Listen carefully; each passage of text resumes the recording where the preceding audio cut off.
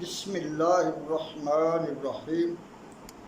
میرے انتہائی قابل احترام بزرگوں، بھائیوں، السلام علیکم ورحمۃ اللہ وبرکاتہ۔ پیارے اسلامی بھائیوں، اللہ تعالیٰ نے حج کی فرضیت کو بیان فرمایا ہے۔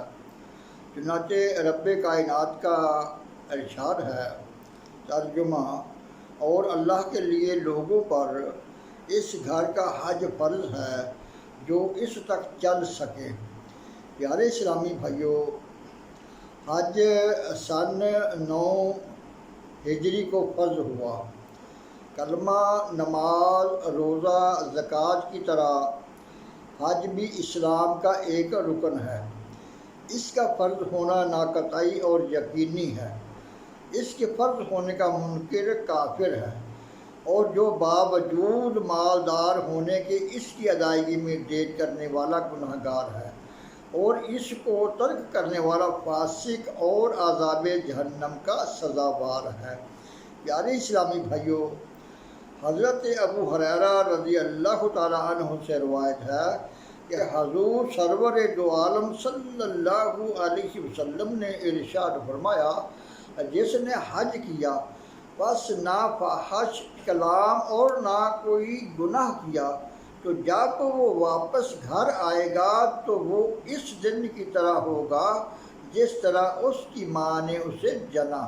پیارے اسلامی بھائیوں، حضرت ابن مسعود رضی اللہ تعالیٰ عنہ سے روایت ہے کہ رسول اللہ صلی اللہ علیہ وسلم نے فرمایا، حج و عمرہ محتاجی اور گناہوں کو اس طرح دور کرتے ہیں جیسے بھٹی لوہے اور چاندی سونے کی میل کو دور کرتی ہے، اور حج مبرور کا ثواب جنت ہی ہے۔ حضور امام الانبیاء صلی اللہ علیہ وسلم نے حاجیوں کے لیے بارگاہ الہی میں یہ دعا کی، اے اللہ حاجیوں کو بخش دے۔ حضرت ابن عمر رضی اللہ تعالیٰ عنہما سے روایت ہے کہ رسول اللہ صلی اللہ علیہ وسلم نے ارشاد فرمایا، جب تو حاجی سے ملاقات کرے اور اس کو سلام کرے اور اس سے مصافحہ کرے اور اسے کہے کہ وہ اپنے گھر میں داخل ہونے سے پہلے تیرے لیے استغفار کرے کیونکہ وہ بخشا ہوا ہے۔ حضرت علی کرم اللہ وجہہ الکریم سے روایت ہے کہ رسول اللہ صلی اللہ علیہ وسلم نے فرمایا، جو راستے کا خرچ اور سواری کا ہو جو اسے بیت اللہ تک پہنچا سکے، باوجود اس کے وہ حج نہ کرے، تو اس پر اس بات میں کوئی فرق نہیں کہ وہ یہودی ہو کر مرے یا نصرانی ہو کر مرے۔ پیارے اسلامی بھائیوں، بے شک احرام، طواف بیت اللہ، عرفات میں حاضری، صفا مروہ کی سعی وغیرہ کا نام حج ہے، مگر عشاق کا حج تو اس وقت تک مکمل نہیں ہوتا جب تک وہ روضہ رسول صلی اللہ علیہ وسلم پر حاضر نہ ہو جائیں۔ اور یہ ہے بھی حقیقت کہ پیارے آقا صلی اللہ علیہ وسلم کے دربار پر انوار پر حاضری کے بغیر مکمل نہیں ہو سکتا۔ وہ اس لیے کہ جب خود خداوند تعالیٰ نے اپنے محبوب کو کسی مقام پر اپنے سے علیحدہ نہیں کیا، جہاں اپنا ذکر کیا وہاں ساتھ ہی اپنے محبوب کا ذکر بھی کیا۔ جب اللہ تعالیٰ نے اپنے پیارے محبوب صلی اللہ علیہ وسلم کے ذکر کو نہیں چھوڑا، تو اگر ہم حضور صلی اللہ علیہ وسلم کو چھوڑ کر خدا تعالیٰ کو راضی کریں، کیا وہ راضی ہو جائے گا؟ ہرگز نہیں۔ اس لیے کہ خدا کی رضا تو مصطفیٰ صلی اللہ علیہ وسلم کی رضا میں ہے، اور اللہ تعالیٰ کی بارگاہ عالیہ میں ہماری شنوائی حضور سرور کون و مکان صلی اللہ علیہ وسلم کے وسیلہ سے ہے۔ اللہ تعالیٰ نے ارشاد فرمایا، اور اگر جب وہ اپنی جانوں پر ظلم کریں تو اے محبوب تمہارے پاس حاضر ہوں، پھر اللہ تعالیٰ سے معافی چاہیں اور رسول ان کی شفاعت فرمائے، تو ضرور اللہ کو بہت توبہ قبول کرنے والا پائیں گے۔ پیارے اسلامی بھائیوں، معلوم ہوا کہ دربار مصطفیٰ صلی اللہ علیہ وسلم پر حاضر ہونے کے بغیر بخشش ناممکن ہے، لہذا در مصطفیٰ صلی اللہ علیہ وسلم پہ جانا پڑے گا۔ تو میں عرض یہ کر رہا تھا کہ اللہ تعالیٰ نے کسی مقام پر بھی ذکر مصطفیٰ صلی اللہ علیہ وسلم کو اپنے ذکر سے جدا نہیں کیا۔ قرآن مجید میں جہاں اللہ تعالیٰ نے اپنی محبت کا ذکر کیا، وہاں اپنے محبوب صلی اللہ علیہ وسلم کی اتباع کا بھی ذکر کیا۔ ارشاد باری تعالیٰ ہے، اے محبوب تم فرما دو لوگو اگر تم اللہ کو دوست رکھتے ہو تو میرے فرما بردار ہو جاؤ، تمہیں دوست بنائے گا اور تمہارے گناہ بخش دے گا، اور اللہ بخشنے والا مہربان ہے۔ اور جہاں اللہ تعالیٰ نے اپنی اطاعت کا حکم فرمایا، ساتھ ہی اپنے محبوب صلی اللہ علیہ وسلم کی اطاعت کا بھی حکم فرمایا۔ اے ایمان والو، حکم مانو اللہ کا اور حکم مانو رسول کا۔ اور جہاں اپنی حمد بیان کی، وہاں حضور سید دو عالم صلی اللہ علیہ وسلم کی رحمت کا بھی تذکرہ فرمایا ہے۔ اپنے لیے فرمایا الحمدللہ رب العالمین، اور محبوب کے لیے فرمایا وما ارسلناک الا رحمۃ للعالمین۔ اور کلمہ شریف میں دیکھ لیں، اپنی توحید کے ساتھ محبوب کی رسالت کا بھی ذکر کیا ہے، لا الہ الا اللہ محمد الرسول اللہ۔ اور اذان میں دیکھ لیں، اپنی گواہی کے ساتھ محبوب صلی اللہ علیہ وسلم کی گواہی کا بھی ذکر ہے۔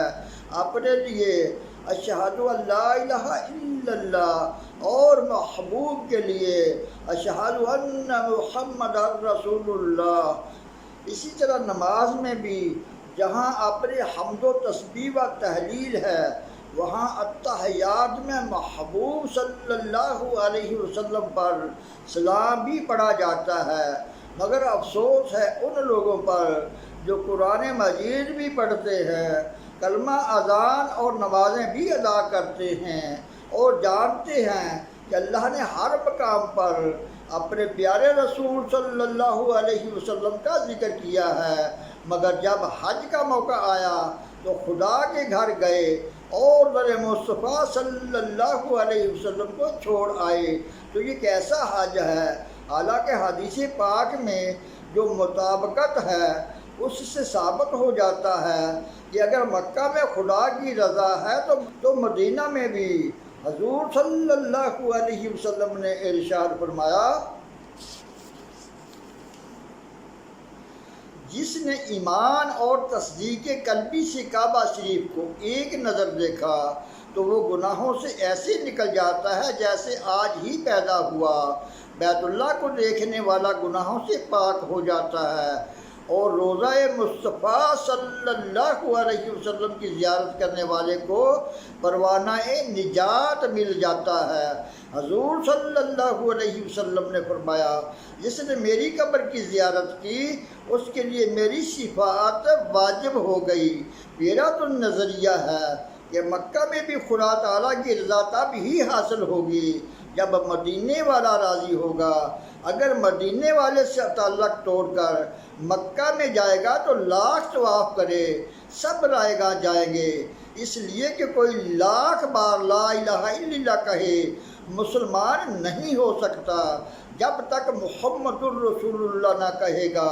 لہذا جس طرح ذکر خدا کے بغیر ذکر مصطفیٰ صلی اللہ علیہ وسلم بیکار ہے، اسی طرح ذکر مصطفیٰ صلی اللہ علیہ وسلم کے بغیر ذکر خدا بھی بیکار ہے۔ الغرض سفر مکہ کے بغیر سفر مدینہ بیکار ہے، اور سفر مدینہ کے بغیر سفر مکہ بیکار ہے۔ یار اسلامی بھائیوں، اشاق تو کہتے ہیں کہ ہمیں حج بھی حضور صلی اللہ علیہ وسلم کے صدقہ سے نصیب ہوا ہے، اسی لیے وہ ہر وقت مدینے والے محبوب کی تانگ میں رہتے ہیں، اور اپنے اپنے انداز عشق میں پیارے مصطفیٰ صلی اللہ علیہ وسلم کو یاد کرتے رہتے ہیں، اور حاضری دربار حبیب صلی اللہ علیہ وسلم کی دعائیں مانگتے رہتے ہیں۔ حضور صلی اللہ علیہ وسلم نے مدینہ طیبہ کی عظمت و شان بیان فرماتے ہوئے ارشاد فرمایا کہ کہ جو شخص مدینہ میں مرنے کی طاقت رکھتا ہو وہ مدینہ میں مرے، بس بے شک میں مدینہ میں مرنے والوں کی سفارش کروں گا۔ یہی وجہ ہے کہ حضرت عمر فاروق رضی اللہ تعالیٰ عنہ اکثر یہ دعا کیا کرتے تھے، اے اللہ مجھے اپنے راستے میں شہادت نصیب فرما اور میری موت اپنے رسول کے شہر میں مقرر فرما۔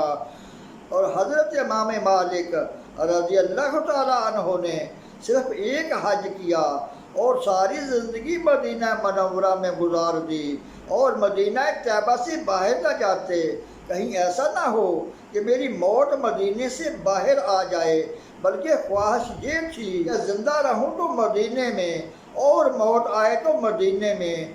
اللہ تعالیٰ سے دعا ہے کہ درس و بیان کو سمجھنے، عمل کرنے، یاد رکھنے اور دوسروں تک پہنچانے کی توفیق عطا فرمائے۔ وما علینا الا البلاغ المبین۔